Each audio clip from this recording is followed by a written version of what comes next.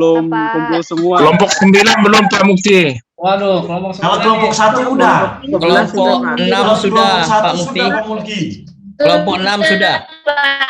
Kelompok 7 1 sudah. Kelompok 5 juga sudah, Pak. Kelompok 4 juga sudah, Pak. Mungkin nanti begini Pak, Bapak semuanya, setiap kelompok nanti saya punya metode begini, setiap kelompok kan nanti ada pengurusannya, istilahnya ada ketuanya, atau mungkin yang diketuakan lah. Nanti kita bikin satu grup lagi, begitu. Kita nambah grup lagi, nah itu jadi grup, satu grup itu pejabat kelas, yang mana dalam grup pejabat kelas nanti akan diskusi terkait bagaimana kelancaran kelompok tersebut. Itu sih wacana saya. Dan nanti untuk kelompok pun nanti bisa didiskusikan begitu. Barangkali harusnya besok misalnya presentasi kelompok 7 karena memang teman-temannya, rekan-rekannya dari 14 itu berhalangan semua atau mungkin ada kendala, maka bisa di-share ke kelompok yang lain begitu, atau mungkin diganti dengan yang jelas. Kelompok 6 Pak, kita mungkin Senin malam atau malam Selasa kita akan bikin jom, kita akan memilih pengurus sekaligus membicarakan masalah ini. Oh, ini luar biasa nih Pak Miswani. Kalau kelompok 1, kalau kelompok 1 sementara baru dibentuk rapat, dibentuk panitia rapatnya Pak, panitia rapat sementara untuk mengusulkan ketua kelompok, sekretaris kelompok, dan atlet.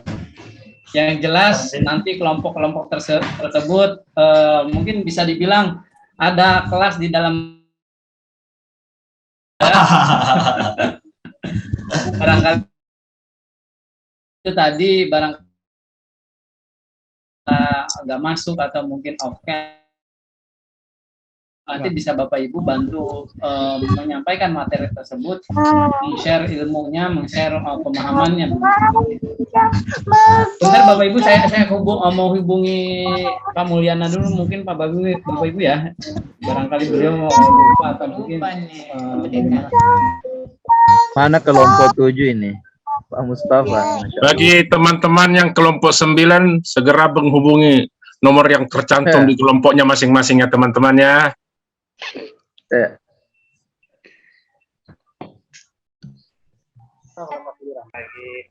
Lagi rekod.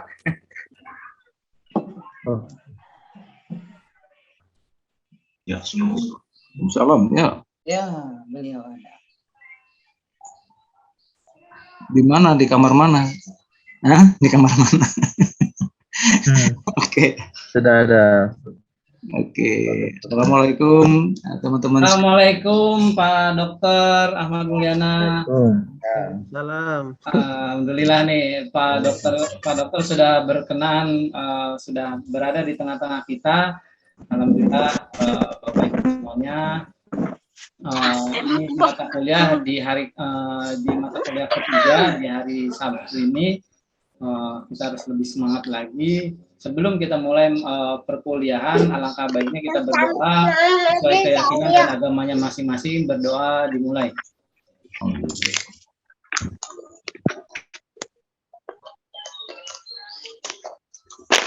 Berdoa selesai. Terima kasih Bapak Ibu semuanya atas doanya. Lebihnya saya sampaikan, saya kembalikan ke Pak dosen pengampu Pak Ahmad Mulyana. Waktu dan tempat kami persilahkan. Baik, terima kasih Pak Mulki dan teman-teman sekalian ya. Walaupun hari ini libur tapi semangatnya enggak ya. Tetap semangat. Tetap semangat kita Pak. Luar biasa. Pak dosen. Ya, selamat sore semua. Bagaimana? Sore Pak. Sehat semua? Alhamdulillah sehat. Alhamdulillah sehat Pak. Sehat ya. Kita hari ini melanjutkan dengan pertemuan kita pada Sabtu yang lalu ya. Nah, jadi kita mulai pada kelompok 1 untuk diskusi tentang SDM ya. SDM. Nah, Sebelumnya saya mau ngecek dulu apakah kelompok 1 sudah siap. Izin Pak, untuk kelompok 1 belum siap Pak, karena memang untuk kelompok ini Baru dibentuk. Dibagi. Baru dibentuk, Pak. Oh, belum dibentuk.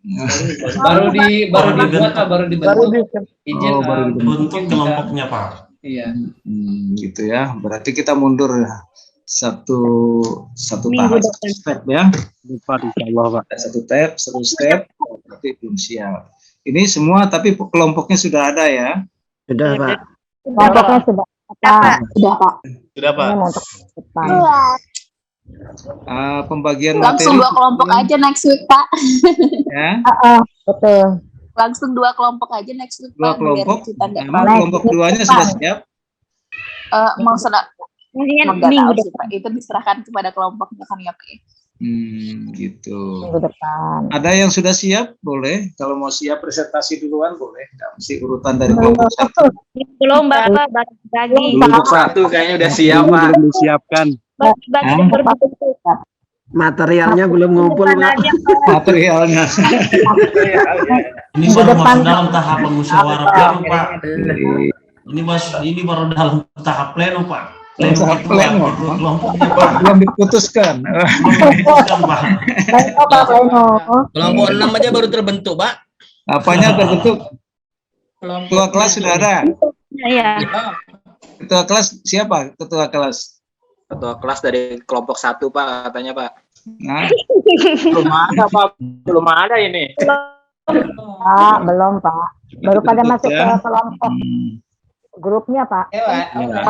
Pak Mulki aja dah, ketua kelasnya Pak Mulki. Oke, harusnya kita tema hari ini tema Ketuaan. pertama ya. Sebentar, coba saya lihat dulu ya. Oke, sebelum kita mulai, barangkali teman-teman ada yang ingin ditanyakan atau ingin disampaikan. Tadi saya dengar sebelum saya buka, ini kok ramai sekali ya di grup ini. Kelihatannya ide-ide begitu banyak ya, dahsyat ya. Nah, mudah-mudahan nanti mengerucut menjadi satu kesimpulan bersama. Amin. Ya, dan semua kita semua sama-sama ya, kita bagi sama semua. Ya, modal kita di sini kita berbagi ya. Kita berbagi nanti jadi beberapa kelompok gitu ya, per kelompok, dan semua masing-masing nanti menyiapkan materi. Materinya itu berbentuk PowerPoint untuk presentasi, dan Word nanti itu nanti akan dikumpulkan atau dikompilasi dengan kelompok-kelompok lain. Nah, nanti kita kumpulkan, setelah itu kita bagikan nanti ya ke teman-teman semua. Jadi ada bukti fisik ya, teman-teman ini belajar ya. Atau kalau bisa, kalau memungkinkan kita bikin jadi satu buku ya. Jadi satu buku nanti semua ada ya, memiliki. Jadi ada berapa mata kuliah ya, semua lengkap ya, berikut dengan anggota kelompoknya masing-masing gitu. Ya mudah-mudahan nanti ya, bisa terwujud seperti itu, dan ini nilainya adalah sangat tinggi ya. Karena kalau bisa nanti dihadirkan dan didaftarkan di Haki ya. Nah, didaftarkan di Haki ya. Jadi bukan hanya sekedar print out aja ya, tetapi nanti didaftarkan ke Haki. Ini ada hak patennya untuk Bapak Ibu sekalian ya. Hasil karyanya didaftarkan. Itu ya. Nah, kemudian itu juga nanti akan berguna buat kampus ya, nanti pada saat akreditasinya itu ada nilainya ya. Oke, sebelum kita mulai, barangkali ada teman-teman ingin bertanya, silakan. Ada pertanyaan Pak. Ya silakan Pak Ain. Ini semangatnya luar biasa saya lihat. Ya, sebelumnya Assalamualaikum warahmatullahi wabarakatuh. Waalaikumsalam. Waalaikumsalam warahmatullahi wabarakatuh. Jadi sesuai dengan materi manajemen sumber daya manusia ini sangat menarik menurut saya. Ya. Sebenarnya pertanyaan ini saya tanyakan itu dari awal Pak, tapi tidak ada kesempatan untuk saya. Akhirnya saya tampungkan nanti saya pertanyaan ini. Nah, memang dalam suatu organisasi ini harus membutuhkan MSDM-nya. MSDM itu sangat penting dalam mengelola sumber daya dalam satu organisasi. Itu manajemen sumber daya manusia. Misalnya dalam organisasi pemerintahan maupun organisasi swasta itu pasti membutuhkan sumber daya manusia. Jadi pertanyaan saya di sini, bagaimana peran dan kontribusi manajemen sumber daya manusia dalam menyelesaikan masalah problematika dalam suatu organisasi, Pak? Bagaimana peran dan kontribusi manajemen sumber daya manusia ini dalam menyelesaikan problematika dalam suatu organisasi ketika suatu organisasi itu mengalami degradasi gitu, tidak mengalami dinamisasi pekerjaan dalam suatu organisasi. Gitu Pak, saya kembalikan. Terima kasih Pak. Baik, terima kasih. Sebelum saya jawab, ya, saya beri kesempatan kepada teman-teman lain, ya. Silakan, ada jawabannya, silakan teman-teman. Saya lempar kembali nih ke teman-teman nih. Ayo, silakan. Siapa yang mau menjawab? Ayo, silakan. Seberapa pentingnya SDM ini bagi suatu organisasi, kan kira-kira begitu ya, Pak ya? Nah, ya, silakan, Ibu. Ya, silakan Pak Bernard. Ya, silakan. Ya, saya coba menjawab saja, Pak. Kalau kita tangkap pertanyaan, kan seberapa penting sumber daya manusia ya, Pak? Ya. Kalau jawaban saya Pak sangat singkat, Pak, ya sangat penting lah, Pak. Karena dalam peradaban manusia, kalau kita ikuti sejarah kan tidak ada sejarah tanpa manusia. Itu pun dalam organisasi maupun dalam birokrasi, ya sumber daya manusia kan subjek utamanya. Apa manusia itu? Problem utamanya, problemnya adalah pada kompetensi dari setiap personalnya, kompetensi dari setiap person. Nah, tinggal dibilang kompetensinya pada tiap pribadi masing-masing, mana yang kurang, mana yang perlu diberdayakan. Jadi, bagi saya singkatnya begitu Pak. Seberapa penting, jawabannya lah sangat penting. Pembagiannya disesuaikan dengan kompetensi setiap orang per orang atau setiap personil pada setiap organisasi atau lembaganya. Katakanlah yang IT difungsikan pada bidang IT, dan pendidikan difungsikan pada pendidikan, dan manajemen pada manajemen. Mungkin begitu dulu dari saya, Pak. Kenalan akan dilakukan oleh Pak Dokter. Terima kasih. Izin Pak Dokter menambahkan Pak. Bisa tambahkan Pak Dokter. Mau menambahkan Pak? Ya, yang menambahkan silakan Pak. Siapa? Pak Yusrianto. Ya, Pak Yusrianto. Terima kasih atas kesempatan yang diberikan. Saya cuma menambahkan jawaban dari Bapak yang apa? Teman kuliah. Bagaimana pentingnya manajemen sumber daya manusia, yaitu untuk memajukan visi perusahaan serta membantu terkait pengadaan pelatihan dan pengembangan karyawan demi tercapainya target yang telah ditetapkan untuk mempertahankan atau meningkatkan kesehatan bisnis. Seperti itu Pak. Ya, baik. Nah, terima kasih. Izin Pak. Mau menambahkan Pak. Izin Pak. Saya Talataf Pak. Pak Talataf, ya, Pak Talataf, silakan. Dari Kendari ya, Pak Talataf. Ya. Ya, terima kasih banyak ini Pak atas kesempatannya. Dari jawaban teman tadi, memang untuk SDM ini sangat penting Pak, karena segala sesuatu itu tidak bisa digoyangkan atau digerakkan tanpa manusia itu sendiri Pak. Jadi sehebat apapun perusahaan, saya rasa tidak akan bisa berjalan tanpa sumber daya manusianya Pak. Ya. Mungkin itu saja Pak. Terima kasih. Baik, ya, terima kasih. Izin saya mau Pak Nori ya. Pak Nori ya, silakan Pak Nori.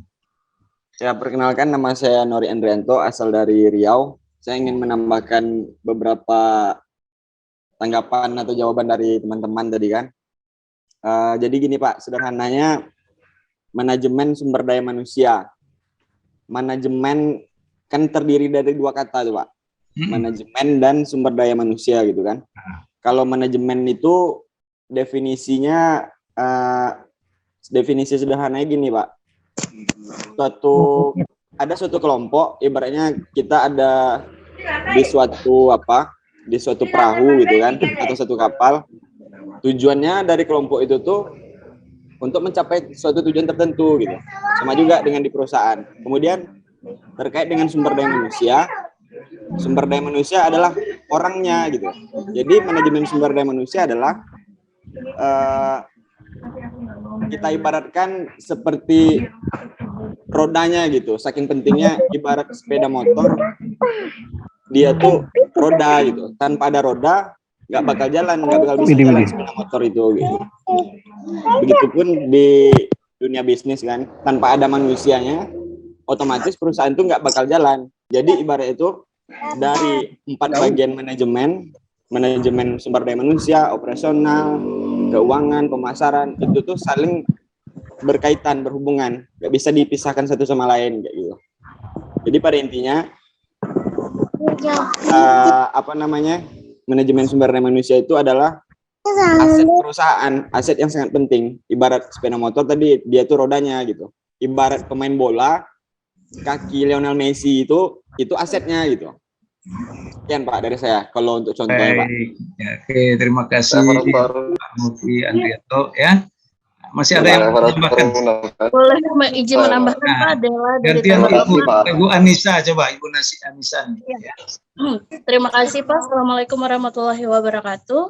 Waalaikumsalam. Waalaikumsalam. Saya Dela dari Kabupaten Tabalong. Saya ingin menambahkan Pak. Saya setuju sekali dengan Bapak Nori tadi. Karyawan atau SDM itu atau manpower adalah aset terbesar sebuah perusahaan. Kenapa? Karena kalau tidak ada manpower, bagaimana sebuah organisasi dapat dijalankan? Kita punya planning, kita punya material, tapi tidak ada manusia yang menjalankan, sama saja sebuah organisasi tidak akan bergerak. Nah, lalu untuk seberapa penting sih manajemen sumber daya manusia? Contoh seperti ini. Dalam sebuah perusahaan itu pasti ada namanya budaya organisasi atau lingkungan kerja. Di situ mereka perlu yang namanya jenjang karir. Nah, jenjang karir itu penting Pak, karena untuk menghilangkan kebosanan di suatu pekerjaan. Nah, untuk memperbaiki itu, untuk meningkatkan mutu perusahaan, maka perlunya adanya pendidikan atau training. Nah, dengan adanya itu ada kesempatan karir atau jenjang karir awalnya yang jadi cuman seorang staf administrasi bisa naik sebagai supervisor, seperti itu Pak. Jadi untuk juga terkait permasalahan di perusahaan atau persaingan antar karyawan ya Pak, itu bisa diadakan kompetensi antar karyawan Pak untuk bersaing mendapatkan tempat yang lebih untuk menghindari kebosanan atau turnover karyawan Pak, atau keluar masuk karyawan karena kejenuhan di posisi itu aja Pak, seperti itu. Jadi perlu ada jenjang karir, problem solving, adanya training. Nah, seperti itu sih Pak. Baik, terima kasih Bu. Dari Rio, bisa ditambahkan. Baik, Pak Miswandi ada mau tambahan? Nah, ada Pak. Ya, silakan Pak. Jadi daya manusia ini Pak, kalau saya bisa menyampaikan secara global juga, mungkin Indonesia ini salah satu yang sangat mengganjal juga bagi kemajuan negara kita, karena apa kaitannya dengan tenaga kerja yang ada di Indonesia ini, sehingga bangsa kita juga memasukkan orang asing luar negeri masuk ke Indonesia ini. Jadi oleh karena itu tolong Bapak sampaikan secara terbuka ini, kira-kira apa tantangan terbesar bagi manajemen sumber daya manusia ini untuk kemajuan daripada suatu instansi, misalnya sekolah kah, perusahaan kah, bahkan dalam level besar bangsa Indonesia ini, Pak. Terima kasih. Baik, ya, terima kasih. Ini ada lagi muncul Pak Ahmad Yani kali, bahkan sekarang. Pak Ahmad Yani. Saya Pak, izin menambahkan. Ya. Mana? Saya Pak, izin menambahkan Pak. Siapa nih? Oh, Pak Sofian. Pak Sofian. Pak, saya Pak. Sofian, ya Terima boleh, kasih, silakan. Pak Dokter. Ya. Jadi kalau berbicara manajemen SDM Pak, kalau saya pribadi menempatkan manajemen SDM itu pada peringkat nomor 1 Pak. Kenapa demikian? Karena manajemen SDM yang akan menjabarkan the right man in the right place gitu Pak. Nah, artinya sebuah organisasi atau apapun itu tidak akan berjalan tanpa penataan sumber yang tepat gitu. Nah, kalau penjelasan kita harus ketemukan siapa, masalahnya siapa, ciri rumahnya siapa, itu kan analisa dari manajemen SDM gitu. Itu pula kalau kita punya sumber daya alam juga Pak, tanpa peraturan yang tepat juga untuk direct and direct place itu juga Pak, itu tidak akan berjalan optimal gitu Pak. Mungkin sementara demikian dari saya Pak. Terima kasih Pak. Izin Pak, menambahkan Pak. Silakan. Izin Pak, saya Pak. Saya Pak. Bentar, ini saya kasih kesempatan untuk Pak Khairul Anwar. Silakan. Pak Khairul Anwar. Ya. Ya, terima kasih Pak Mulyana, Pak dosen. Menurut saya SDM ini menarik sekali kalau dibahas lebih detail ya. Jadi kalau menurut saya bagian manajemen itu adalah integrasi. Jadi semua penting, cuma perannya yang berbeda. Kalau SDM perannya ke bagaimana menciptakan atau merekrut tenaga kerja melalui seleksi dan training dan peningkatan kemampuan dari individu disesuaikan dengan kebutuhan di dalam organisasi itu sendiri, baik organisasi profit oriented maupun yang pemerintahan atau nirlaba. Ya. Jadi memang kalau SDM ini kan manajemen ini tetap melakukan satu progresif peningkatan atau kemampuan dari SDM untuk mencapai cita-cita dari tujuan dari organisasi itu sendiri gitu. Nah, makanya pemilihan ini, seleksi ini penting tahap awal. Karena kesalahan seleksi akan menyebabkan terlambatnya pertumbuhan perusahaan gitu. Jadi memang bukan hanya perusahaan yang harus ditumbuhkan, sebenarnya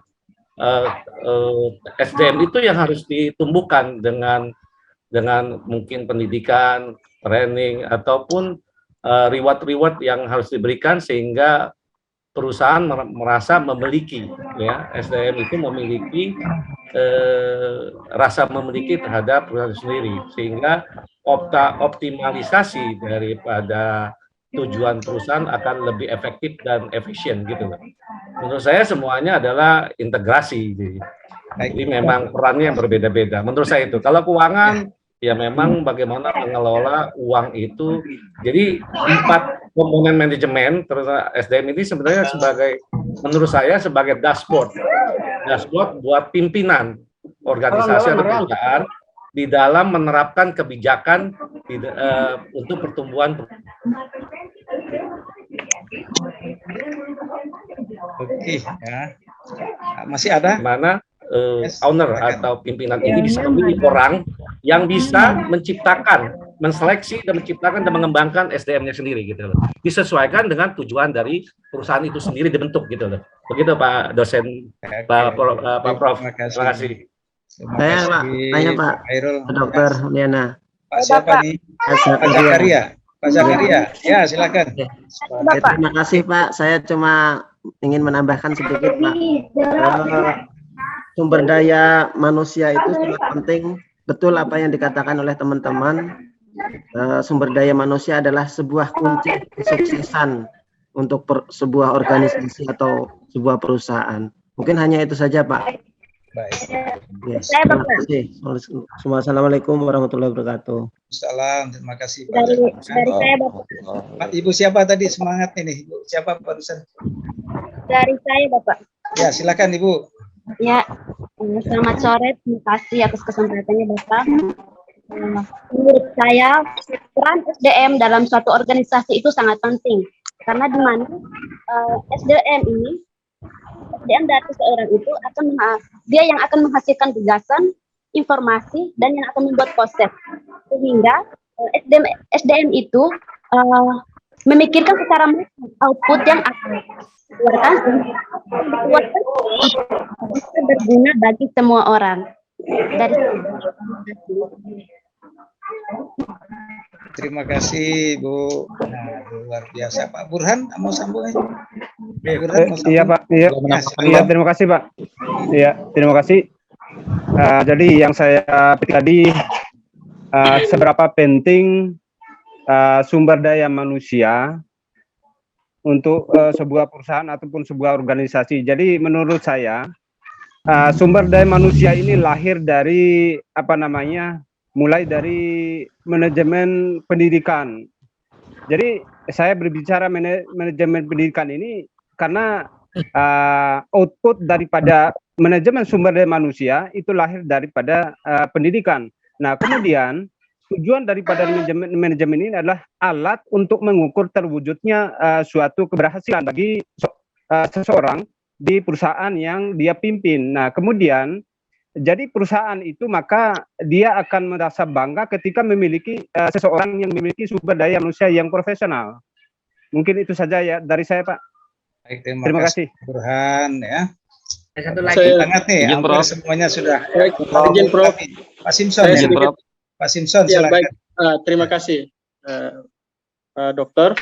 Saya sedikit berpendapat. Saya tidak menambahkan, tapi saya mengacu pada pertanyaan yang disampaikan oleh Pak dari Ambon kalau saya tidak salah itu.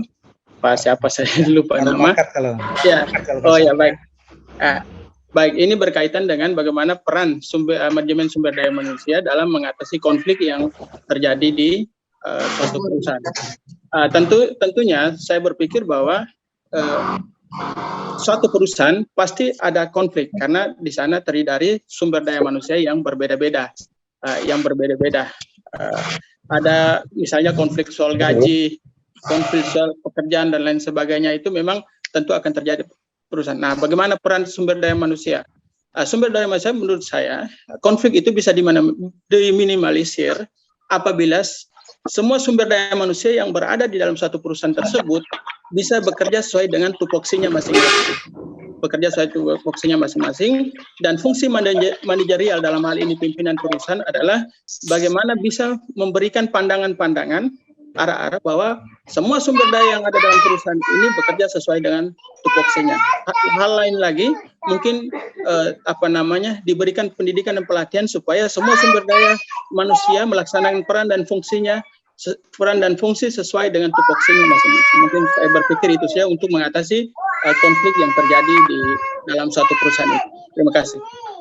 Baik, terima kasih. Alhamdulillah semakin lengkap. Nah, ada lagi yang mau melengkapi? Izin Prof.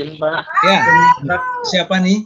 Pak Ade Prof. Ya, silakan Pak. Ya. Siapa Pak Ade? Siapa? Ya, Pak Jainal Pak. Ya, silakan. Pak Jainal. Ya, silakan Pak Jainal. Oh iya, silakan Pak Jainal. Pak Jainal dulu. Pak Jainal dulu deh. Ya, monggo. Ini Pak Ade ya. Mangga. Ya, Prof. Silakan. Terima kasih atas waktu yang diberikan kepada saya. Assalamualaikum warahmatullahi wabarakatuh. Waalaikumsalam warahmatullahi wabarakatuh. Menurut saya kita berbicara tentang manajemen sumber daya manusia. Di sini kalau menurut saya, kalau SDM itu adalah modal utama dalam menjalankan semua program ya, tidak mesti di perusahaan, di setiap lini memang yang dibutuhkan adalah SDM-nya itu. Kalau SDM-nya ada, kalau SDM-nya cerdas, kalau SDM-nya istilahnya jelas, berarti perusahaan tersebut atau lembaga tersebut akan berjalan sesuai dengan apa yang diagendakan. Karena itu adalah modal utamanya, Bapak. Karena kalau SDM-nya kurang, di mana saja perusahaan tidak akan jalan. Itu kalau menurut saya, Bapak. Mungkin sekian saja dari saya. Terima kasih atas kesempatan yang diberikan, Pak. Terima kasih Pak Jainal. Pak Ade silakan. Prof, ya Prof. Izin Prof. Ya. Kita kan mindsetnya selama ini kan SDM itu dibentuk di perusahaan. Padahal sebenarnya SDM itu kan berbeda-beda. Setiap negara pun berbeda-beda. Kenapa SDM kita dengan Jepang itu berbeda? Karena mereka mungkin dari mulai kecil itu sudah diberikan sumber dayanya. Jadi dibandingkan dengan kita di Indonesia, maka ketika ada orang yang mempunyai sumber daya yang kurang, nanti di perusahaan pun dia akan berkompetensi itu. Kompetisi, makanya berkompetisi. Iya, betul. Ya, makanya oleh karena itu SDM itu emang dari orang itu sendiri. Bukan berarti dibentuk di perusahaan. Ketika kita akan masuk, anggaplah kita masuk ke PNS, kita sudah punya SDM di situ. Sehingga kita bisa masuk, berarti kita udah punya SDM, tinggal hanya dioles aja. Jadi kalau SDM itu hanya dibentuk di perusahaan, berarti kita itu tidak masuk kriteria perusahaan itu. Masih ada, Pak Ade? Ya, Prof. Itu aja, Prof. Sementara, Prof. Izin menambahkan. Halo, Prof. Ya, masih penasaran ya, Bu Prahesti? Bernard. Boleh, Pak. Saya Bu Prahesti dulu, coba. Iya. Oke. Terima kasih, Prof. Gitu. Saya dari Cikampek nih, Prof. Saya hanya menambahkan, terus mungkin dengan contohnya ya, Prof. Jadi setiap manusia memiliki perannya masing-masing sesuai dengan kebutuhan dalam keinginan, kebutuhan instansi tersebut. Misalnya, saya di BKK ya, Prof ya. Nah, ketika kita mau mengajukan atau permintaan dari PT untuk tenaga kerja, itu kan pasti ada kualifikasi ya, Prof. Nah, di kualifikasi tersebut adalah tadi mereka memilih sesuai dengan kebutuhan SDM yang diperlukan sama perusahaan. Itu aja sih sebenarnya kepentingan dari pentingnya manajemen SDM itu bisa memilih mana sesuai dengan kualifikasi permintaan dari perusahaan tersebut atau instansi tersebut. Itu aja, Prof. Terima kasih. Selamat malam. Assalamualaikum. Terima kasih, Bu Prahesti. Barisan tadi ada lagi Pak siapa? Ada, Pak. Pak. Sedikit, Pak. Ya, cukup. Ini Pak Asep. Pak Asep bisa menyimpulkan nggak tadi dari pendapat ya, Pak? Teman-teman bisa disimpulkan nggak dari semua pendapat? Bisa. Ada kata kunci, Pak. Prof. Bernard. Ayo, tadi kan pendapat, sekarang simpulan. Apa itu SDM? Kalau kata kunci saya mah seni mengolah manusia untuk menghasilkan hal yang bermanfaat. Seni mengelola manusia ya supaya bermanfaat. Ya. Halo, Pak. Ya, silakan. Halo, Pak dosen. Silakan Pak. Siapa nih? Pak Ahmad Yani. Ya, Pak. Ya, silakan Pak Ahmad Yani. Assalamualaikum. Selamat sore, Bapak. Waalaikumsalam. Mohon maaf sebelumnya saya nyimak dari tambahan teman-teman tadi semuanya sebetulnya sudah terwakili, Pak. Cuman saya ingin mengatakan dengan adanya SDM yang hebat tentunya akan melahirkan niat-niat yang hebat juga gitu, Pak. Jadi sebuah SDM itu memang sangat diperlukan di setiap sendi kehidupan tentunya, Pak. Saya tidak akan banyak bicara yang lain karena sudah terwakili dengan teman-teman yang lain gitu, Pak.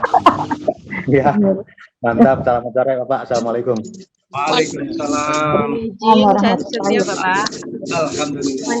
Pak, nambahin sedikit. Oke ya, tadi semua sudah sebetulnya yaitu ruang lingkup dari para manajemen SDM ya, kita sudah masukkan. Sekarang apa sih tadi bilang seberapa penting manajemen SDM ini bagi sebuah organisasi atau sebagai organisasi maupun sebagai ya, organisasi ini ada organisasi komersial ya, ada organisasi sosial ya. Gitu. Semua sangat penting membutuhkan SDM ya kan. Tadi ada menyatakan bahwa SDM ini kalau sebenarnya ini rodanya, ya, betul nggak? Ibu setuju nggak nih Bapak Ibu sekalian? Roda aset. Ya. Nah, kemudian ada yang menyebut dulu, ada yang menyamakan SDM itu, manajemen SDM itu sama dengan manajemen personalia. Sama atau berbeda? Sama, Pak. Sama ya. Nah, Ya. tetapi ada kekhasannya, ada perbedaannya ya. Kalau kita bicara masalah faktor produksi, ya kan ada alat ya, ada bahan, ya, alat bahan. Nah, kalau alat dan bahan, katakan mau bikin kue ya, ibu-ibu ini punya biasanya suka bikin kue. Bahan dasarnya biasanya pakai terigu atau pakai tepung apalah itu ya, tepung beras atau tepung ketan ya. Nah itu kemudian ada bahannya lagi apa? Gula, ada kelapa, ada apa lagi? Banyak ya, telur segala macam itu ya.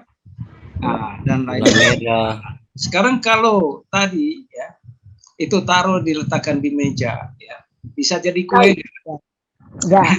Nggak bisa, Pak. Apa yang menjadikan kue? Perlu diolah tuh. Kerikik atau Perlu apa ya? diolah bahannya. Itu kan nggak bisa ya kalau diletakkan begitu aja. Tetapi ada unsur campur tangan manusia ini yang bisa merubah dari bahan-bahan tadi dengan biaya sekian. Nah itu akan meningkat setelah dia berubah menjadi kue atau apa gitu ya, nah kue cake atau kue apalah, donat atau apalah ya, itu maka nilainya atau harganya menjadi lebih tinggi. Nah, jadi ada perbedaan selisih antara produk yang dibeli ya, barang-barang tadi bahan yang dibeli ya, dengan barang jadi ya, itu kalau dijual pastinya ada lebih mahal. Nah ini selisihnya ini siapa yang menciptakan? Nah, yang menciptakan nilai lebihnya itu adalah manusia. Ya kan? Manusia yang membuat nilai lebih ya, dari bahan baku menjadi barang jadi, di mana barang jadi ini nilainya lebih tinggi dibandingkan dengan harga bahan baku tadi. Nah itu adalah manusia yang membuat nilai lebih tersebut. Nah, ya. Nah, tapi kita ingat itu faktor produksi ya. Kalau faktor produksi ada bahan, ada alat, ada manusia. Tetapi begini, kalau tidak ada produksi, apakah manusia dibutuhkan? Produksi ya, diperlukan nggak? Tidak. Ya, terigu dan bahan-bahan tadi simpan aja yang baik supaya nggak busuk kan. Gitu. Disimpan aja, dia nggak akan berubah bentuk. Manajemen personalia ya seperti itu. Dia dibutuhkan kalau ada faktor produksi. Tetapi kalau ke SDM ya, kita katakan bahwa itu sama ya, mungkin lebih daripada sumber daya yang lain kan. Sumber daya ini banyak ya, ada sumber daya alam, sumber daya mineral, sumber daya dan banyak sekali sumber daya yang lain ya. Jadi di sini sumber daya ini adalah merupakan aset atau kekayaan ya. Nah, karena aset ya, sehingga kita harus pelihara, kita harus kembangkan ya. Iya, Pak. Ya, jadi manusia sebagai sumber daya dengan manusia sebagai personalia itu berbeda ya. Kalau personalia itu kaitannya dengan faktor produksi. Tapi kalau dengan SDM ini adalah merupakan aset. Bagi siapa? Bagi organisasi. Itu merupakan aset, adalah merupakan kekayaan, sehingga SDM ini ada produksi maupun tidak ada produksi, dia tetap harus dipelihara. Bukan hanya dipelihara aja lagi, tapi perlu dikembangkan. Ya. Apalagi dengan teknologi sekarang ini perubahannya yang sangat pesat, dia harus menyesuaikan. Kalau tidak bisa menyesuaikan, maka sumber daya itu menjadi kurang nilainya. ya kan? Kalau bersaing. Ya, betul. Kalah bersaing, ya betul. Jadi berkurang nilainya, ya kan? Karena tidak semua manusia itu dijadikan sebagai sumber daya. Nah, jadi yang manusia itu memiliki sumber daya apabila dia mempunyai suatu apa? Ahlian. Ya, keahlian, kelebihannya gitu ya. Nah, jadi perlu dikembangkan, perlu perkembangan bagaimana pengembangan SDM itu dilatih, ya, dididik, ya, diberikan kesempatan ya untuk berkembang nanti dengan cara bagaimana. Jenjang karir. Ya, nanti ada ya semacam itu ya. Kemudian SDM di dalam suatu perusahaan itu tidak serta-merta kan datang gitu ya, mahasiswa dalam setiap organisasi kan tidak serta-merta, mulanya kan tidak ada. Nah, mulanya tidak ada menjadi ada, itu bagaimana caranya? Nah, dari ada tidak menjadi dari tidak ada menjadi ada, yaitu kita perlu mengadakan rekrutmen ya. Ada yang disinggung dari teman-teman itu bagaimana rekrutmennya ya kan? Dalam rekrutmen ya tentunya di sini banyak cara kita merekrut karyawan.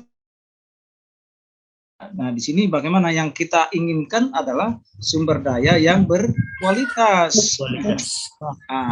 Untuk mendapatkan sumber daya yang berkualitas itu adalah bagaimana caranya? Kita harus seleksi. Ya. Harus seleksi. Harus seleksi. Nah, ini ya. Dalam manajemen SDM ini kita ada namanya seleksi. Tapi sebelum kita merekrut, ya, tentunya kita juga harus tahu apa yang dibutuhkan. Karena banyak orang ahli, tetapi keahliannya itu tidak sesuai dengan yang dibutuhkan di organisasi tersebut, itu juga tidak ada, tidak ada manfaatnya, ya kan? Nah, cari sesuai dengan, makanya ada yang disebutkan analisis jabatan, ya. Jabatan, jadi kebutuhan itu sesuai dengan analisis jabatan dan jumlahnya berapa banyak yang dibutuhkan, ya kan gitu. Itu dianalisis dulu berapa banyak, karena kalau terlalu sedikit ya SDM ini nanti akan mengurangi kecepatan daripada produksi, ya kan. Produksi ini akan lambat. Tetapi kalau terlalu banyak ya ini juga tidak efektif. Kenapa? Pengeluarannya tidak efisien dan tidak efektif. Makanya kita perlu belajar manajemen. Dikaitkan dengan ilmu manajemen. Apa itu ilmu manajemen? Capai suatu tujuan tertentu melalui orang lain, ya. Melalui orang lain. Jadi kalau di dalam manajemen tidak dikerjakan sendiri, ya, kayak si pandai besi gitu ya. Dia membuat bahan, cari bahan, kemudian ditempa sendiri, dibentuk, kemudian nanti setelah jadi dijual sendiri. Nah, ini tidak ya. Itu hasilnya juga tidak efektif, efisien. Jadi kita perlu kaitkan dengan ilmu manajemen, yaitu planning, organizing, executing, dan controlling. Kalau pakai banyak kita pakai teori ya, teori itu. Setelah itu kita kaitkan dengan SDM. Apa itu fungsi-fungsi sumber daya manusia? Fungsi-fungsi sumber daya manusia ini diantaranya adalah rekrutmen, kemudian pelatihan, kemudian penempatan, ya, kemudian sampai yang lain-lain itu ada namanya mutasi, ya, promosi, ada demosi, ada apa lagi? Itu nanti kemudian ada yang disebut dengan kompensasi. Upah, kemudian karir, ya kan, bagaimana karirnya, ya kan, itu perlu kita nanti kita akan bahas ya di dalam pertemuan-pertemuan ini. Nah, ini secara global itu sudah saya sampaikan seperti itu kira-kira ya. Jadi kita kembali ke rekrutmen. Jadi sebelum kita merekrut itu ada namanya spesifikasi jabatan apa yang diperlukan oleh organisasi. Kriterianya apa, ya kan, banyak kriterianya ya. Ya, kualifikasi. Jadi kriterianya apa? Nah, sesuai dengan spesifikasi pekerjaan itu, maka kita carilah orang-orang itu. Dari mana kita mencari orang itu? Ya, Ya, itu kita lihat dari sumbernya. Sumbernya adalah dari internal, ada dari eksternal. Nah, yang dari internal kita mengangkat dari yang sudah ada karyawannya, itu biasanya yang namanya dipromosikan ya, atau dimutasikan dari bagian lain ke bagian yang akan ditempatkan itu ya. Nah, setelah itu juga ada secara eksternal. Eksternal ini gimana? Eksternal itu kita cari dari luar ya, di luar dari perusahaan ya. Kita buat apa namanya lowongan apa sih ya, dengan kriteria ya. Nah, banyak pelamar itu ya. Kriteria dari segi umur, pendidikan, pokoknya kriteria apa yang kita butuhkan ya. Pak, boleh instruksi sedikit Pak? Silakan, Nuri. Bagian-bagian yang Bapak sebutkan tadi seperti rekrutmen, kompensasi, disiplin kerja dan lain-lain kayak gitu kan, kinerja karyawan. Itu apakah ada perbedaan atau sama Pak dengan apa namanya, maksud itu kan bagian dari sumber daya manusia dan saya baca buku-buku kayak perilaku organisasi itu tuh apa berbeda atau sama gitu Pak? Antara apa nih? Yang mana dengan yang mana? Kalau di kajian ilmu perilaku organisasi terkait disiplin kerja, keterampilan, kinerja karyawan, kompensasi dan lain-lain, kan ada di situ Pak. Kemudian di sumber daya manusia kan ada juga Pak. Maksudnya itu apakah sama atau berbeda gitu Pak? Ini semua ilmu itu saling menunjang ya. Kalau kita lihat dari budaya organisasi, kita harus mengenalkan mungkin dari satu tempat ke tempat lain dengan tempat lain itu berbeda. Nah, bagaimana perilaku organisasi itu dibentuk itu kan tergantung dari individu-individu ya kan. Individu itu akan dibentuk oleh organisasi. Begitu juga organisasi dibentuk oleh para individu-individu itu kan gitu. Jadi keduanya sama, saling-saling mempengaruhi. Berarti cakupannya sama Pak ya? Ya, kita saling menunjang. Makanya kita belajar mengenai yang kaitannya ada manajemen SDM itu banyak sekali ya. Nanti pengembangannya berikut ini banyak sekali tentang itu. Dan saling menunjang. Satu-satu ilmu dengan ilmu yang lain ini adalah saling menunjang dan nantinya adalah sifatnya adalah komprehensif dan holistik. Holistik gimana tuh Pak? Dan holistik ya. Tidak ada ini tidak penting. Ibaratnya misalnya ada beberapa disiplin ilmu nanti yang kita pelajari. Ya, ibaratnya satu piring ya yang bagus ya. Piring porselen yang bagus, yang mahal gitu ya. Itu diupayakan piring itu utuh. Nah, kalau piring yang mahal, yang bagus, yang mahal itu kalau sumbing sedikit, nah itu nilainya sudah jauh, tidak berkurang lagi, sudah nggak ada nilainya kan. Makanya diharapkan semua disiplin ilmu yang dipaketkan dalam perkuliahan kita tolong dikuasai baik-baik ya, karena semua adalah saling keterkaitan, saling menunjang dan saling mendukung gitu, Pak ya.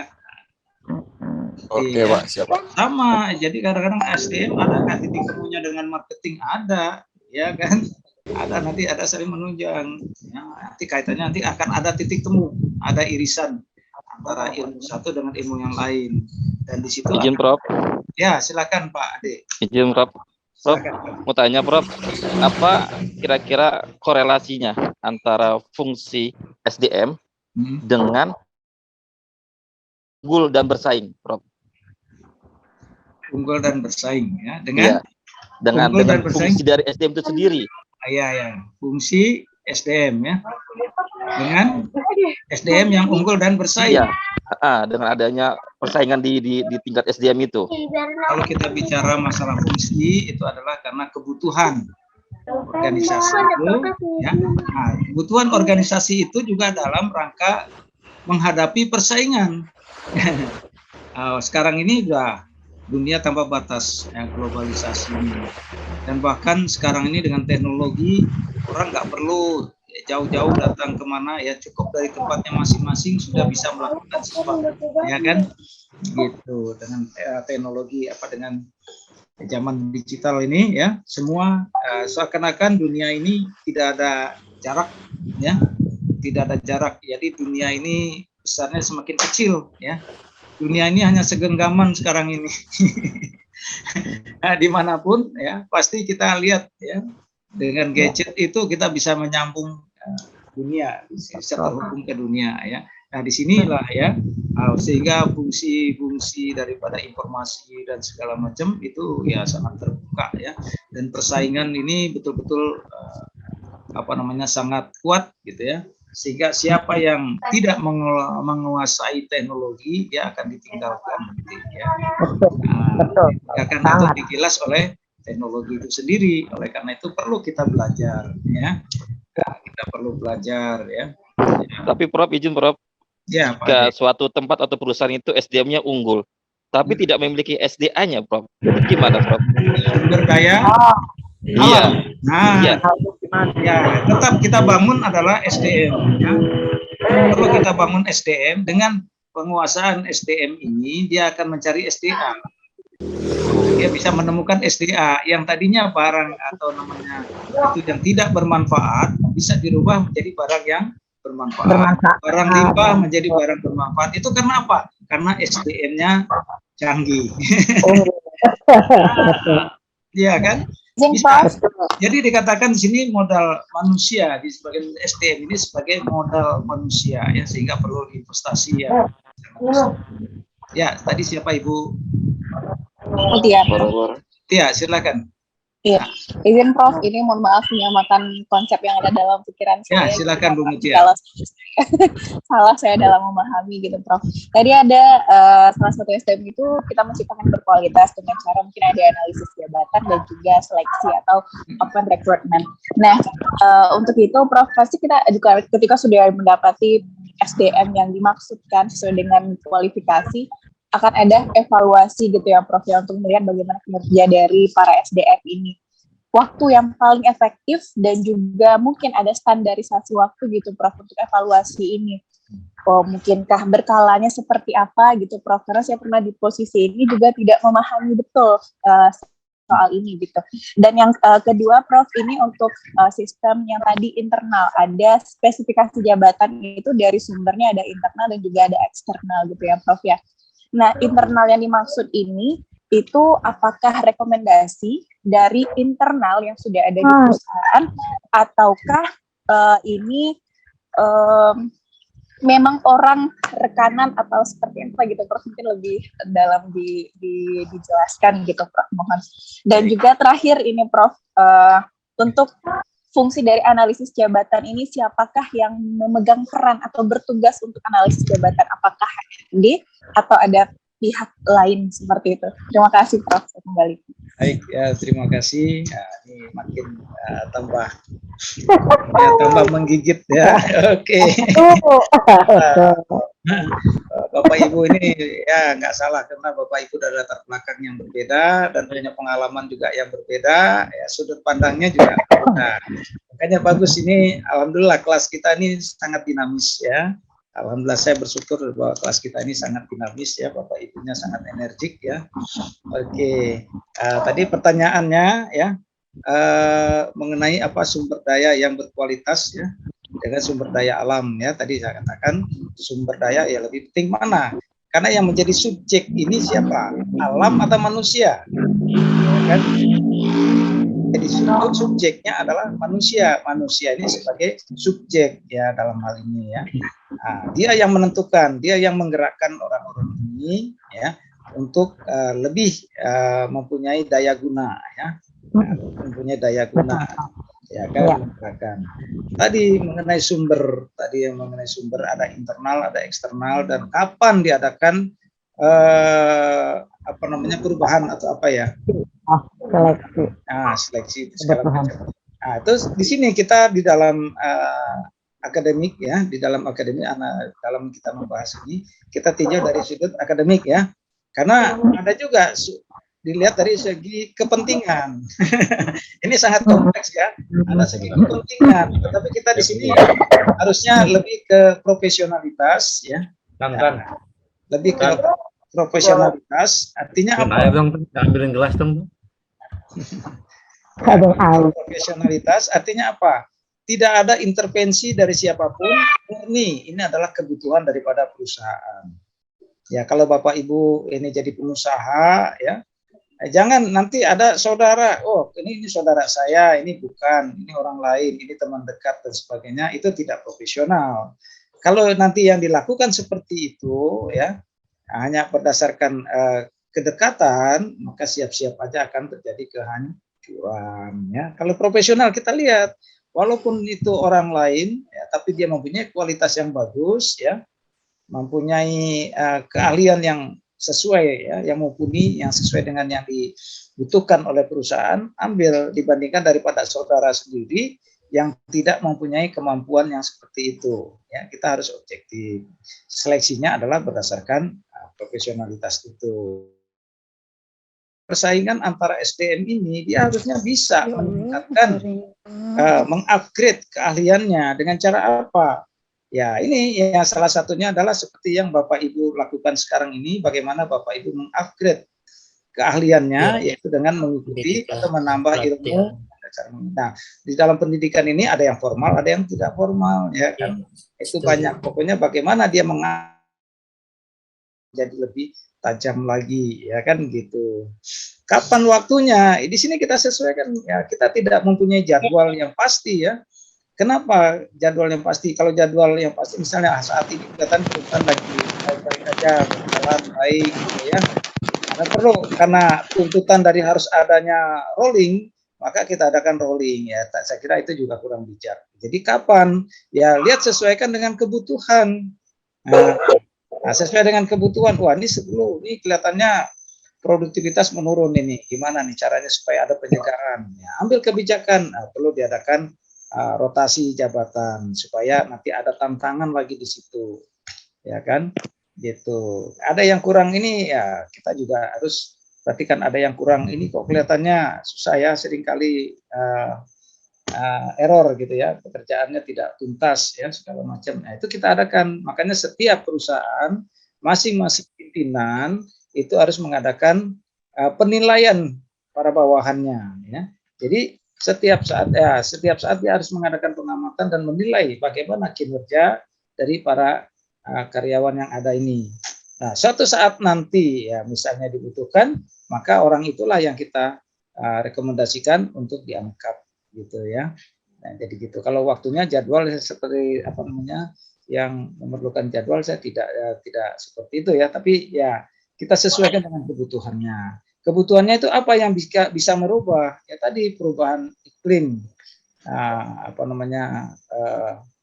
organisasi, ya, atau mungkin juga ada perubahan teknologi, ya, perkembangan, ya, itu juga akan dilihat, ya. Nah, kita harus pertimbangkan banyak faktor yang bisa dipertimbangkan. Nah, sekarang manual, sekarang harus belajar ini karena perkembangan teknologi yang begitu pesat, kita harus belajar dengan teknologi baru, menyesuaikan dengan teknologi baru. Nah, sekarang kalau orang-orang tua kita suruh ikut pelatihan ya, yang udah usianya mau pensiun juga kan kurang ini ya. Nah, karena ada usia masa produktifnya ya, ada masa penurunan ya kan gitu. Nah, kita sesuaikanlah seperti itu supaya perusahaan itu tetap bisa eksis gitu ya, sampai kapanpun. Kita adakan perubahan-perubahan dan sebagainya. Oke, ada lagi yang masukkan tadi? Ada saya dari ya, Ibu silakan, Bu Emiliana ya. Iya. Izin bertanya, Prof. Iya. Terima kasih Bapak. Ya. Di sini bertanya mengenai rekrutmen pegawai. Ini dalam satu organisasi, misalkan dalam melakukan rekrutmen pegawai, ini tidak berdasarkan keahlian atau tidak berdasarkan keahlian yang dimiliki oleh seseorang. Dia melakukan rekrutmen berdasarkan spesies yang dimana melakukan pendekatan kekeluargaan. Dia tidak menggunakan merit system yang melihat bahwa seseorang itu memiliki keahlian di bidang ini. Nah, bagaimana Bapak? Bagaimana seorang pimpinan dalam merekrut seorang pegawai, dia menggunakan pendekatan sport system, tidak menggunakan pendekatan merit system. Terima kasih, saya kembalikan. Baik, terima kasih Bu Eliana ya. Jadi itu kembali tadi saya bilang kita harus profesional ya. Siapapun kita boleh nggak mengangkat saudara? Boleh, tidak dilarang ya. Tetapi saudara itu, keluarga itu, dia harus sesuaikan keahliannya. Dia harus mengikuti pelatihan dulu, harus mengikuti apa supaya pada saat nanti diserahkan jabatan itu dia betul-betul sudah menguasai gitu ya. Gitu ya, boleh-boleh aja. Artinya kita mengkader. Mungkin biasanya seperti itu perusahaan keluarga ya. Perusahaan keluarga ya, sehingga kita harus mengkader bagaimana supaya jangan sampai jatuh ke tangan orang lain. Ya harus keluarga harus tahu diri gitu ya, harus bisa menyesuaikan, menambah wawasan, menambah pengetahuan, menambah skill ya dengan cara apa? Tadi kan kita bisa ikut pendidikan ya dan sebagainya ya. Kalau itu kita tidak adakan, maka ya sama saja kita memberikan kekuasaan itu kepada orang yang bukan ahlinya. Berarti siap-siap kehancuran. Perusahaan itu nanti gulung tikar. Kenapa? Ya karena tidak salah kelola, ya kan? Tidak bisa dikelola dengan baik, gitu kan? Gitu Bu Emiliana ya. Terima kasih banyak Bapak. Ya, baik. Izin Prof. Ya, siapa? Izin Prof. Saya Prof, izin Prof. Ya, silakan. Permisi Prof dari Pak Yusrianto. Terima kasih. Pak Yusrianto. Dari Papua Barat, Pak. Oh, Papua Barat, Pak. Iya. Sangat jauh ujungnya Indonesia. Iya, alhamdulillah. Saya di Sorong Selatan, Teminabuan, Pak. Ini kebetulan saya dapat tugas yaitu manajemen sumber daya manusia strategik yang dituangkan dalam analisis rancangan pekerjaan dan perencanaan sumber daya manusia dalam organisasi. Mohon dijelaskan maksudnya Pak, dan kalau misalkan maksudnya ini karena kebetulan saya di sekolahan mengajar di SMP dan di SMA. Kalau misalkan maksud daripada tugas saya ini dituangkan di sekolahan saya itu contoh-contohnya seperti apa, digunakan seperti apa. Mohon petunjuk dan solusinya Pak Prof. Terima kasih. Ini saya lempar dulu nih, teman-teman ini banyak pengalaman. Ayo, silakan. Siapa yang bisa menjawab? Ya. Boleh diulangi Pak pertanyaannya? Mungkin diulang Pak pertanyaannya. Soalnya kepanjangan tadi Pak, jadi nggak nangkep poinnya gitu.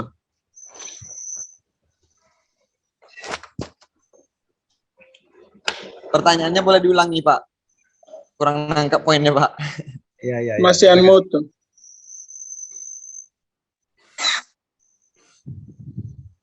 Ayo, siapa tadi? Ya, pertanyaannya apa katanya Pak? Diulangi lagi pertanyaannya Pak. Iya, Yusrianto, Papua. Putus ya? Hidupkan mic-nya dulu. Mic-nya belum dulu. Pak Yusri, mic-nya Bu, Pak. Pak Yusri. Unmute mungkin. Sudah ditutup itu. Papua, Mungkin saya bisa. Mohon maaf Pak. Ya, Pak Yusri. Saya hilaf Pak, maaf. Saya ulangi pertanyaannya Pak ya. Saya minta mau dijelaskan maksud daripada manajemen sumber daya manusia strategik yang dituangkan dalam analisis rancangan pekerjaan dan perencanaan sumber daya manusia dalam organisasi. Saya minta dijelaskan maksudnya. Terus kalau ini misalkan dimasukkan di ranah sekolah, di lingkungan sekolah, karena kebetulan saya seorang pengajar, mengajar di SMP dan di SMA, itu dipraktekkan seperti apa contoh-contohnya?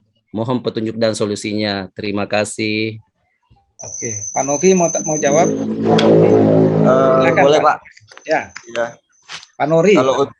Kalau untuk rancangan itu menurut saya gini Pak, kita mungkin bisa berpedoman awal dulu dari fungsi-fungsi manajemen ya, yang salah satunya yaitu mulai dari planning, perencanaan, kemudian pelaksanaan gitu kan, sampai nanti ya pada intinya dari itu tuh perencanaan, pelaksanaan, kemudian sampai ke evaluasi nanti itu.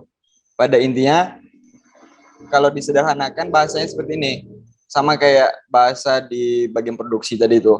Yang pertama input itu adalah bahan bakunya gitu kan, tahap persiapannya, kemudian proses, kemudian output gitu.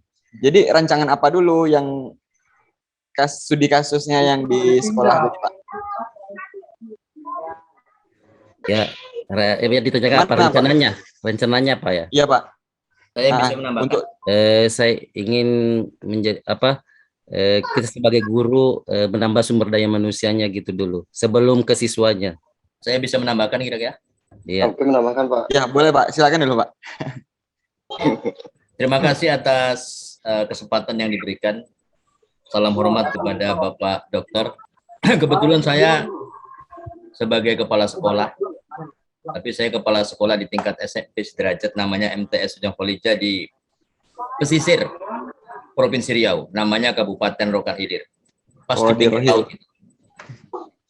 Ya, jadi menurut saya berkaitan dengan sumber daya manusia dan pendidikan ini sangat erat kaitannya. Maka kita sebelum memberikan tugas kepada siapapun di sekolah itu, maka kita harus memberikan satu penugasan. Dengan penugasan itu berkaitan dengan tupoksi, ya, daripada tugas pokok suatu organisasi itu mulai dari kepala sekolah, mulai dari wakil bagian kurikulum, kemudian bagian kesiswaan, kemudian sampai kepada guru, sampai dengan penjaga sekolah, sampai kepada operator, mempunyai tupoksi yang setiap individual secara personil, maka dia harus mengetahui tupoksinya itu apa perencanaan yang dilakukan ke depan, dan apa yang dilakukan, dan output apa yang akan dihasilkan. Kalau memang sumber daya manusia itu yang paling utama adalah dia tahu apa yang akan dilakukan, apa yang direncanakan, dan apa hasil daripada rencana dan pekerjaan yang dia lakukan itu hasilnya apa. Jadi itu salah satu yang analisis yang perlu kita berikan dalam dunia pendidikan itu. Yang pertama itu adalah dia tahu tugasnya itu apa. Jadi berkaitan sebelum diberikan tugas, maka perlu diberikan bimbingan. Maka sebagai kepala sekolah sangat erat kaitannya dengan memberikan bimbingan kepada semua personil yang ada di sekolah itu, supaya dia mengetahui apa yang akan dilakukan dan apa hasilnya dan apa yang harus tidak dilakukan. Jadi itu kalau dalam analisis saya sebagai kepala sekolah, pengalaman selama saya jadi kepala sekolah itu mulai tahun 2010 sampai dengan saat ini saya masih menjabat sebagai kepala sekolah. Jadi kiranya apa yang disampaikan oleh Bapak sebelumnya memang itu tadi mulai planning sampai dengan kegiatan kita melakukan suatu kegiatan itu. Jadi dia tahu tugas masing-masing sebagai individual daripada di sekolah itu. Jadi kalau memang masing-masing sudah tahu tugasnya masing-masing dan tahu apa yang dilakukan, maka insya Allah tujuannya akan tercapai. Itu saja Pak penjelasan yang bisa saya sampaikan. Ya, terima kasih Pak. Oh ya. Izin Pak. Siapa ini Pak? Silakan Pak Zakaria, silakan. Ini Pak, sebelumnya mohon maaf, ini saya mohon undur lab dulu Pak. Ada acara maulid di masjid. Tidak mau menjelaskan. Oke. Pak Zakaria. Oke. Ada acara maulid Habsi Pak. Saya pikir Iya Pak, saya mau nambahkan semua Pak ya. Izin Prof. Ya, lanjut Pak, lanjut. Boleh Pak, saya menambahkan yang tadi. Oh ya, gimana? Jadi gitu Pak, yang dikatakan Bapak siapa tadi yang dari Rohil memang betul. Miswandi, Miswandi. Ya Pak Miswandi, itu tuh memang sudah betul gitu kan.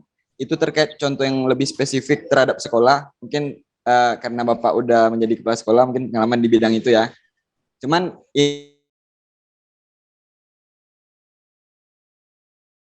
adalah memang kita mengacu kepada fungsi-fungsi manajemen tadi, yaitu yang ada 4 fungsi manajemen. Yang pertama perencanaan atau planning, kemudian pengorganisasian organizing, pengarahannya activating, dan pengendalian controlling, termasuklah evaluasi di situ. Jadi untuk contoh spesifiknya udah betul gitu menurut saya, udah pas lah tadi itu. Misalnya udah tahu ini tugas-tugasnya gitu kan, kemudian diarahkan. Tapi tetap berpedoman nanti kalau menurut teori ke fungsi-fungsi manajemen tadi. Terima kasih. Itu Pak menurut saya. Baik, terima kasih Pak Nuri ya. Nah, jadi boleh ya seperti itu, kita bagaimana pengembangan daripada SDM ya, pengembangan daripada SDM itu kita sesuaikan dengan kebutuhan yang ada, ya kan? Iya, Pak. Itu kita sesuaikan ya. Tentunya kita namanya manajemen ya tidak terlepas daripada 4 unsur kalau menurut Terry ya. Karena Iya, Pak. dapat ahli yang lain banyak lagi ya. Tapi ini banyak sekali yang menggunakan konsep teori ini karena dia sangat simpel dan komprehensif gitu ya. Sehingga Digunakan secara umum, digunakan itu, Pak. lebih mudah ya. Perencanaan, bagaimana perencanaan yang baik ya, tentunya kan perencanaan yang baik, kita mau mengadakan apa, visi misi dan sebagainya, itu juga perlu diperhatikan. Kemudian bagaimana pengorganisasiannya. Nah, kita memberikan apa namanya, menempatkan orang-orang itu ya, pengorganisasian, membagi-bagi pekerjaan sesuai dengan apanya. Kalau di sekolah itu kan ada guru, ada TU, ada lain-lain sebagainya ya. Nah itu kemudian executing, bagaimana semuanya itu bisa bergerak. Ya, tentu ada motivasi dan sebagainya. Kemudian yang terakhir controlling ya, pengawasan. Nah di sini ada 2 unsur dalam manajemen, ada 2 unsur yang harusnya melekat ya, yaitu pada saat perencanaan itu dibuat harus disertai dengan pengawasan ya. Nah itu controlling itu harus sejalan executing dan dalam pengorganisasian kita bisa terkontrol ya semuanya. Nah, perencanaan dibuat langsung disertai dengan pengawasan gitu ya. Jadi kalau dalam planning mana itu yang paling kuat, yang paling erat adalah P dan B. Nah, nanti pengembangannya ya kita sesuaikan dengan kondisi sekolah masing-masing ya. Iya, Karena Pak. setiap sekolah itu berbeda, kebijakan pemerintah daerah juga mungkin berbeda. Dan iklim, budaya, lingkungan masyarakat itu juga itu kan berbeda ya. Jadi yang baik yang mana? Kita tidak bisa mengcopy dari tempat lain ya untuk diterapkan untuk prinsipnya adalah ATM, attention ya, perhatikan, tiru dan apa? Modifikasi. Ya, kita sesuaikan lah ya. Ya bisa diambil. Nah, jadi kebetulan saya di yayasan juga Pak, tapi di bawah naungan. Iya. Gitu ya, yayasan milik Pemda ya. Iya. Itu berbeda dengan yayasan yang murni swasta. Bukan milik Pemda Pak. Yayasan milik pribadi, cuman di bawah naungan aturan pemerintah daerah. Oh gitu ya. Iya. Seperti itu Pak. Kita sesuaikan lah ya. Iya Pak. Ya secara teori boleh-boleh aja sama, tapi harus dimodifikasi. Ya. Iya Pak, seperti itu. Terima kasih Pak ilmunya, semoga berkah ya. Oke, ada lagi yang lain? Silakan. Saya Prof. Mas Sufyan. Bertanya Prof. Mas Sufyan ini semangat Pak. Saya Pak, saya belum pernah. Siapa? Oh, habis terima ini kasih. ya, habis Pak Sufyan ya. Ya. Terima kasih Prof untuk kedua kalinya kesempatannya kepada saya. Ya. Berkaitan dengan penempatan sumber daya manusia nih Prof. Nah, kira-kira kan kalau kita berbicara right man, right place, tentu faktor-faktor yang mesti dipertimbangkan adalah yang pertama adalah pendidikan, disiplin ilmunya. Nah, kemudian ada faktor lain pada skill, keahlian, ada juga faktor yang lainnya seperti E3-nya gitu Pak, attitude, agility-nya, sikap, ketangkasan dan kecerdasannya. Kemudian ada juga faktor-faktor yang lain Pak. Di sini saya coba melepas dulu Pak pendekatan keluarga, pendekatan politik. Saya coba ingin bertanya nih Prof, dari kalau kita bicara profesionalitas nih Prof, kira-kira kalau kita melakukan peringkingan 1, 2, 3, 4, kira-kira faktor yang mana dulu yang harus kita urutkan di atas kedua, ketiga ini Prof, dari berbagai faktor tadi yang saya sebutkan tadi Prof. Mungkin Prof, terima kasih. Kadang-kadang Pak ya, kadang-kadang suka dilema juga. Kalau kita ingin berjalan sesuai dengan profesionalitas ya, kadang-kadang ada tekanan-tekanan dari atas ini yang bikin merusak ya. Dalam satu organisasi yang merusak itu ada kepentingan-kepentingan yang tidak sesuai dengan, yang bertolak belakang dengan faktor profesionalitas itu. Sehingga ada intervensi ya segala macam. Sehingga kita dalam menentukan suatu kebijakan ya, wah, apalagi di bawah yayasan punya kepentingan. Ini gimana supaya keluarga yayasan masuk semua di dalam ini? Ya itu kan yang seperti itu tidak profesional. Seharusnya kalau memang profesional, oke, keluarga yayasan boleh masuk. Cuma tolong ya tentunya di-upgrade dulu ya, itunya wawasannya, pengetahuannya, skillnya dan sebagainya itu harus diinikan. Kemudian yang kedua harus attitude-nya. Di sini juga yang merusak kadang-kadang attitude juga, betul yang Bapak singgung, yang Bapak tadi. Karena apa? Kadang-kadang mentang-mentang keluarga dari dia kadang-kadang suka ya, bagaimana kita komitmen dulu dalam satu organisasi, kita akan menjalankan profesionalitas yang betul-betul kita tegakkan ya. Kalau Bapak nanti ditunjuk jadi kita harus komitmen dulu, Pak, boleh nggak gini ya, kami harusnya konsisten. Nah, komitmen kami akan menjalankan sesuai dengan profesionalitas di sini tanpa pandang bulu gitu ya, siapapun nanti ya mohon dukungannya seperti itu. Sebab apa yang kita lihat adalah organisasi ini bagaimana supaya bisa maju kan gitu. Nah, kita komitmen dulu di depan, kalau tidak nanti Bapak dirongrong dengan yang seperti itu dan timbul nanti dilema.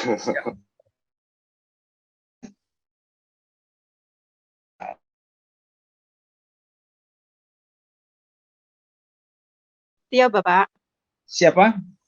Pak Sri, Bu Sri ya, Bu Sri silakan. Saya dari teman-teman ya. Bagaimana ya, Prof, untuk merubah istilahnya adanya pendekatan tradisi ya. Pendekatan itu kan budaya atau tradisi dalam satu institusi mesti ada. Nah, itu bagaimana cara merubah institusi itu supaya tidak dikatakan institusi dinasti, Prof. Nah, di sini kenyataannya kalau saya yang ada ya, sebagian besar ya kenyataan di institusi ini kan ada SDM yang menghamba itu loh, Prof. Mesti kan ada seperti itu ya. Nah, itu biasanya kan merubah banget gitu loh, manajemen institusi gitu loh. Bagaimana menurut Prof untuk supaya tidak terjadi nanti betul. Manajemen juga bisa berjalan dengan bagus, perusahaan itu juga istilahnya bisa menempuh tujuan yang sudah ditetapkan gitu loh, Prof. Terima kasih, Prof. Baik, terima kasih Bu Sri ya. Ya, kita berharap seperti itu ya. Kadang-kadang dengan disiplin ilmu yang kita pelajari ya, ini kadang-kadang bertolak belakang dengan kenyataan di lapangan. Seperti itu. Nah, sekarang bagaimana kita bisa masuk di dalam suatu budaya? Nah,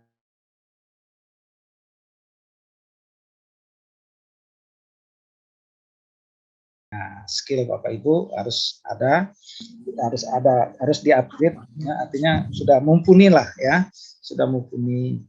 Kemudian yang kedua ya pendekatan secara pribadi, mungkinkah itu dilakukan?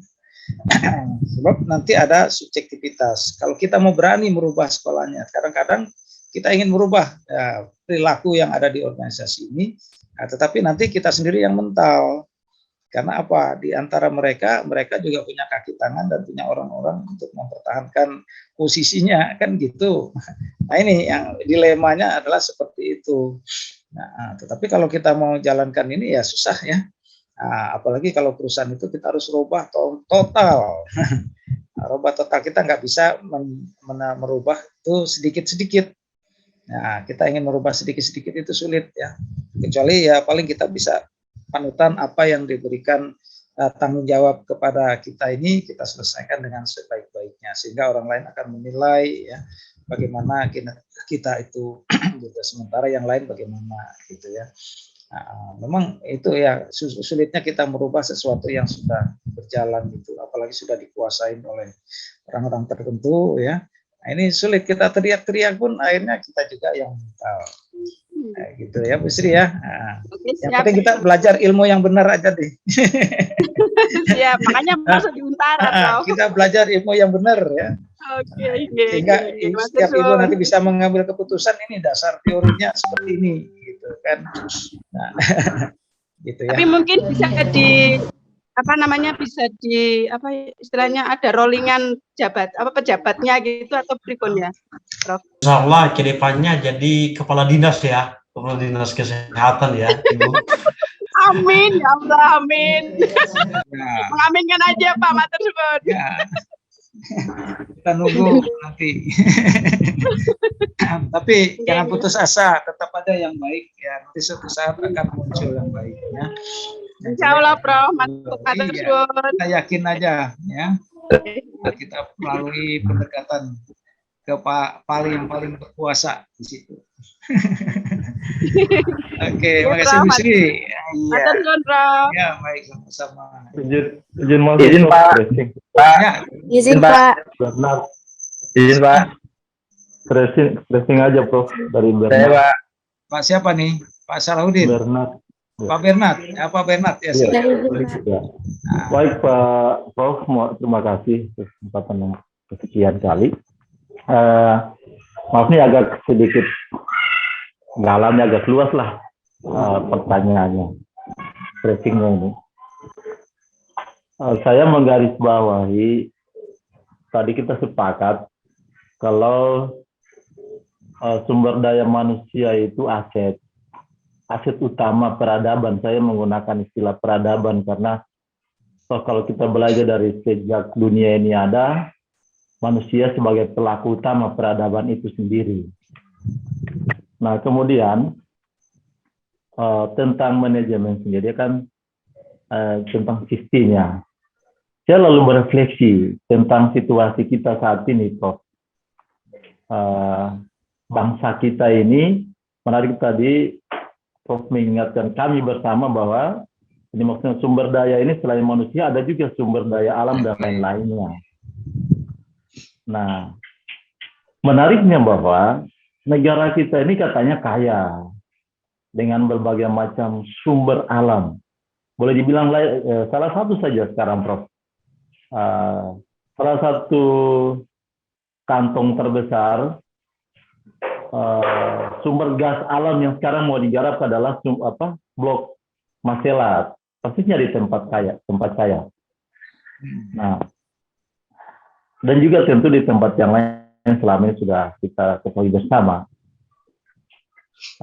Tetapi ironisnya, kesejahteraan masyarakat kita ini akhirnya masih jauh dari harapan. Jadi refleksinya adalah, apakah kesalahan ada pada sumber daya manusianya, sistemnya.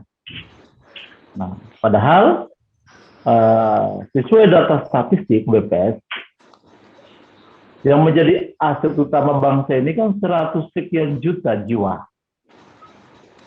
Nah, toh untuk mengelola sumber daya alam kita masih bergantung pada negara lain, alat dan lain sebagainya dari negara lain.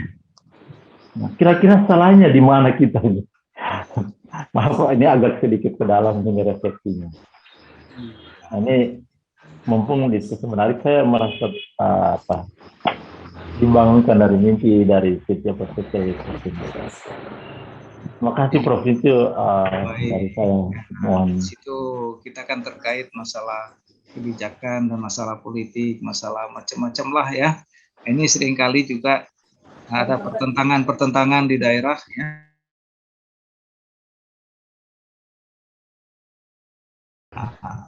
Tapi kita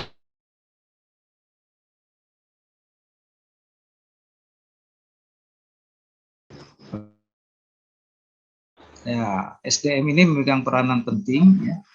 Nah, sehingga di dalam penempatan orang-orang itu harus sesuai dengan the arrangement of the list ya kan, menempatkan orang yang tepat. Nah, di situ ya secara akademik kita bisa melalui bagaimana untuk mencari orang-orang yang tepat itu dengan cara memperkuat di rekrutmen. Jangan sampai kita salah dalam menempatkan orang kan gitu. Tapi di sini kita harus ingat juga, kita ini bersinggungan tadi dengan politik, ya, dengan budaya, dengan segala macam, itu juga sebagai bahan pertimbangan. Kita tidak bisa memandang dalam penerapan disiplin ilmu itu tidak ansih dalam ilmu itu sendiri, ya. Hanya dengan ilmu itu saja, tetapi harus berkaitan dengan yang lain-lain. Apalagi kalau seperti di Papua, itu kebijakan yang paling ini adalah di tingkat kepala suku katanya. walaupun pihak pusat sudah menetapkan itu, tapi kalau tidak disetujui oleh kepala suku, maka itu tidak bisa diterapkan. Nah, itu kan tergantung dari budaya masing-masing. Jadi bagaimana kita untuk meluluskan dari berbagai aspek, ya kan? Ya, macam-macam lah itu ya, harus kita perkuat ya.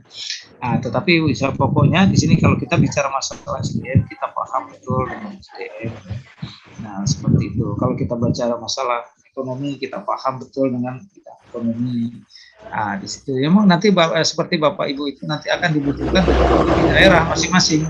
Betul-betul apa yang kita bahas di sini ya, di dalam dunia akademik ini betul-betul bisa bermanfaat ya kepada masyarakat yang ada di daerah masing-masing gitu ya. Nah, di situ tetap memang kita harus aktif, kita juga nggak boleh menerima seperti apa adanya, tapi kita juga harus berani merubah, berani bersikap ya kan gitu. Tapi pendekatannya kita harus betul-betul harus dilakukan pendekatan dari berbagai macam. Pak ya, Menat ya. Ya, terima kasih, Bu. Tadi ada Ibu siapa? Ibu siapa tadi mau bertanya? Ya udah kalau gitu Bu Ofika ya. Ofika dulu. Ya, Prof. Baik, Prof. Terima kasih banyak, Prof, atas kesempatannya. Perkenalkan, nama saya Ofika Rahmajudas, Prof. Jadi gini, Prof. Tadi pembahasan kita itu masalah kualitas ya kan, Prof, untuk masalah SDM. Jadi kira-kira nih, Prof, ketika kita sudah mempunyai yang namanya anggota ataupun karyawan yang mempunyai kualitas, Prof, tapi attitude-nya kurang. Ketika kita keluarkan, itu kita takut kondisi organisasi ataupun perusahaan itu akan tidak stabil karena memang tolak ukur kemajuan perusahaan karena dia gitu, Prof. Tapi bagaimana kira-kira, Prof? Apakah kita ambil keputusan itu meng-cut dia atau bagaimana? Nah, itu yang pertama, Prof. Yang kedua adalah kita memilih yang mana dulu, Prof. Apakah kualitas dulu atau kuantitas? Nah, gitu, Prof. Jadi perbedaannya kan gitu, Prof. Apakah kita melalui seleksi kualitas dulu apa kita seleksinya kuantitas? Karena semuanya itu dibutuhkan kepada perusahaan karena dia balance gitu, Prof. Terima kasih, Prof. Baik, ya, terima kasih ya Pak Rahmat ya. Nah, di sini kita kembali ke fungsi pertama adalah rekrutmen. Jadi sumber masalah itu sebetulnya dari rekrutmen. Kalau kita salah memilih orang, maka akan salah seterusnya kan gitu ya. Nah, bukan berarti tidak bisa diperbaiki. Jadi di dalam rekrutmen ada dua memang pilihan ini. Ada seseorang ahli ya, tetapi attitude-nya rendah. Yang kedua, keahliannya biasa-biasa saja, tetapi dia punya attitude yang baik. Nah, ditanya mana yang lebih baik ya. Kadang-kadang seperti para koruptor itu orang-orang yang hebat semua, Pak. Nah, ya kan, tetapi mentalnya rusak. Ya, gitu, benar, kan?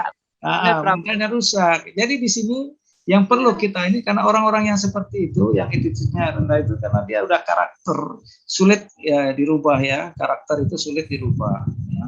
Walaupun kita didik, kalau memang dasar mentalnya rusak ya tetap aja rusak gitu ya. Sulit kita berharap untuk menjadi baik gitu ya. Kecuali kalau memang betul-betul sudah insaf, sadar, taubat. Katakan taubat.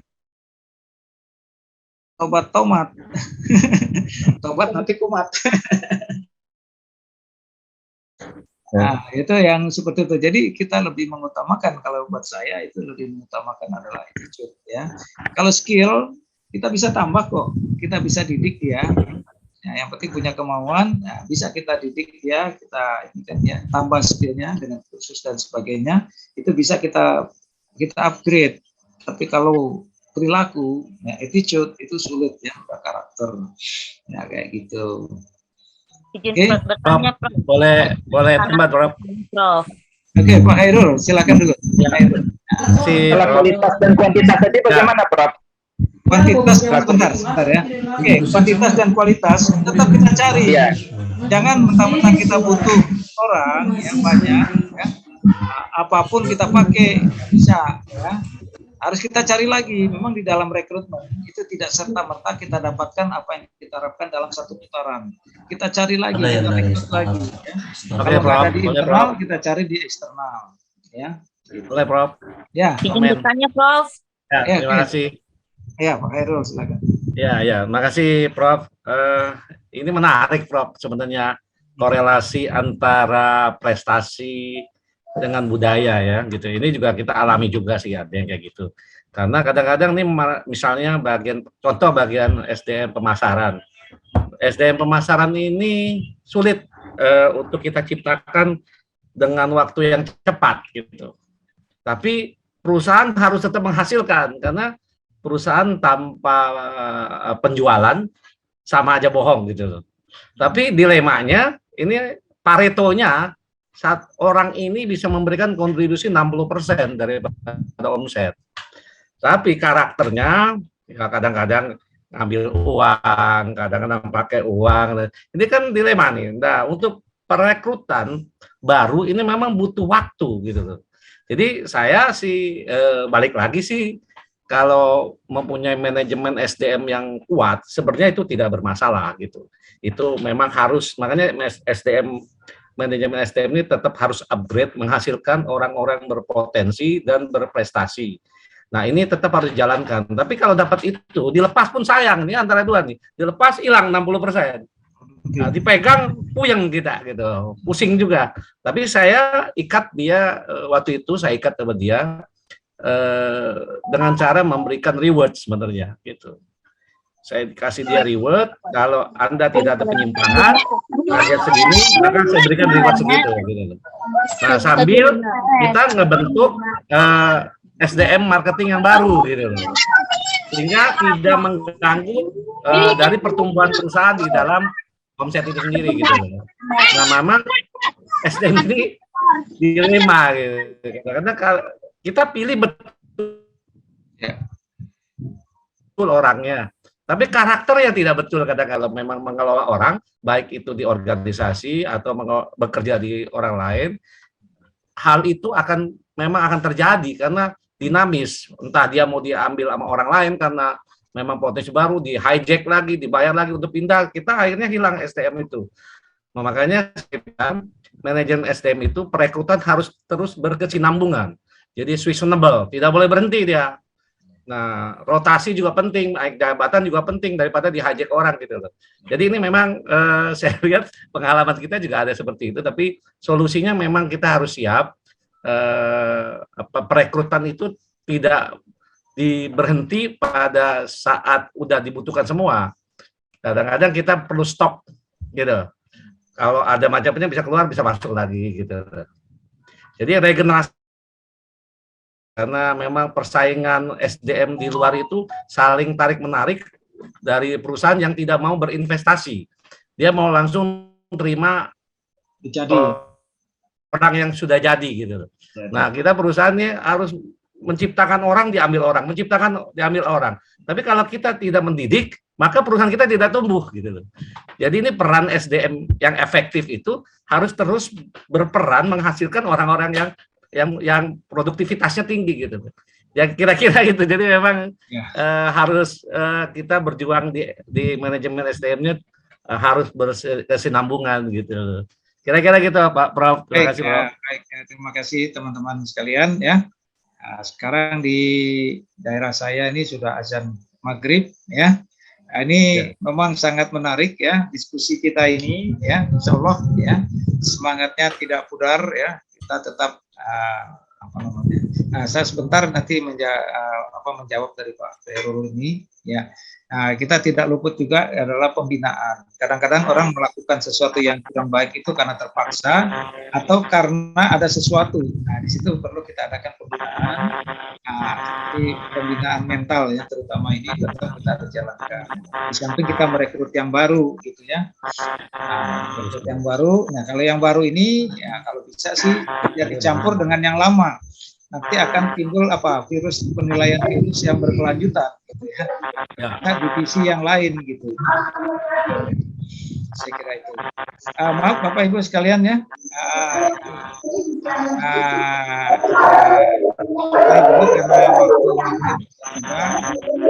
Azan. Mungkin kalau di NTT sudah duluan ya. Papua sudah duluan. Kalau di Maluku sudah sholat Isya. Ya. Ya.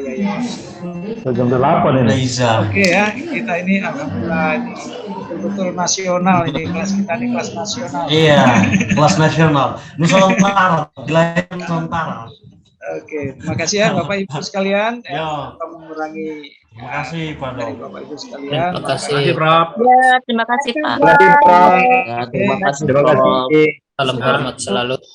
Kita tutup dengan alhamdulillah. Terima kasih atas ilmunya hari ini. Alhamdulillah. Terima kasih, Prof. Sama-sama. Assalamualaikum warahmatullahi wabarakatuh. Waalaikumsalam warahmatullahi wabarakatuh. Sampai jumpa minggu depan Pak Prof.